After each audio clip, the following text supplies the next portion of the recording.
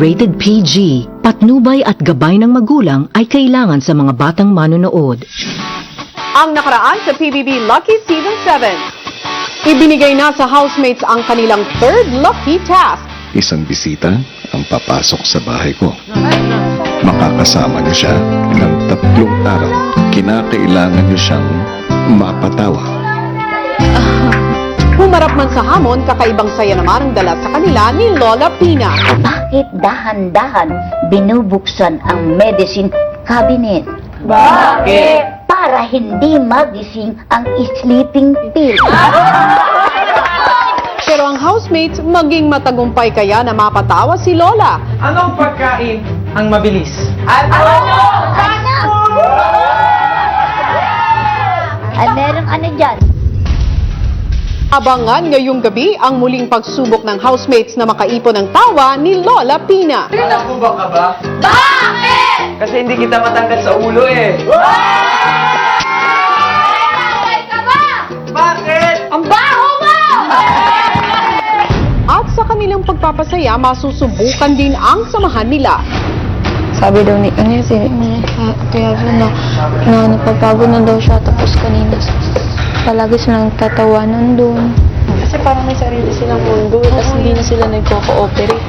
Lahat ng yan ngayong gabi dito sa Pinoy Big Brother Lucky Season 7. Ang housemates patuloy sa pag-aasikaso sa kanilang masayahing bisita.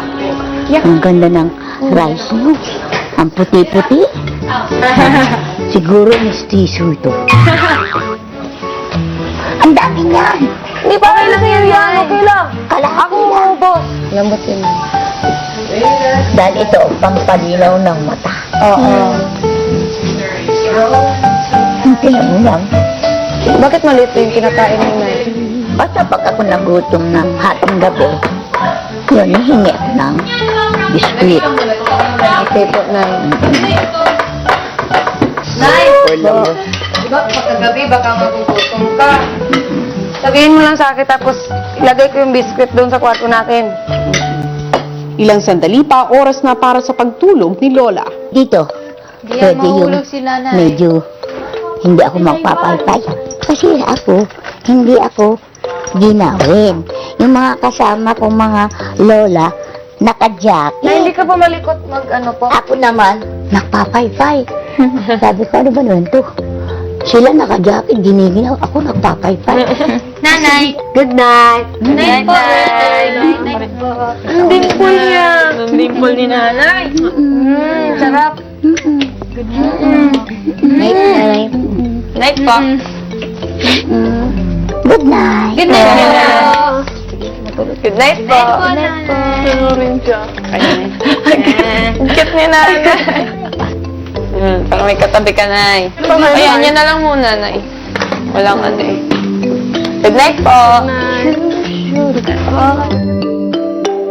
Habang nagpapahinga na si Lola, nagsimula na muli sa pagpaplano ang housemates ng mga bagong patawa. Linawan niyo yung pagsasalita niyo kasi hindi niya naiintindihan. Tama yung kanina yung yung pick-up line battle between Virgin Boy. Tapos dapat yung pick-up line tungkol sa mga pag-ibig na korne. Ate, may ituloy na lang natin yung Mature Garden. Kasi di ba pwede. tumawa siya nung ikaw, yung Taiwan. Oo. Sagutan ng pick-up line, sagutan ng knock-knock jokes. Yung mga epic fail na performance. Ay, yung mga may lalaglag-laglag sa upuan, yung Kunwari mga ako yung tatalian ng upuan. ng shoelace, ganyan. Sunod naman nilang pinag-usapan ang magiging pagkain ni Lola habang nasa loob ng bahay. Hindi niya kayang kumagat ng matitigas na pagkain. She likes soft vegetables. Yes. Okay sa kanya yung bread and egg. Logo. Second day breakfast, French toast, milk and egg lang. Sa kalagitnaan ng pagtulog ng lahat, si Lola Pina biglang nagising.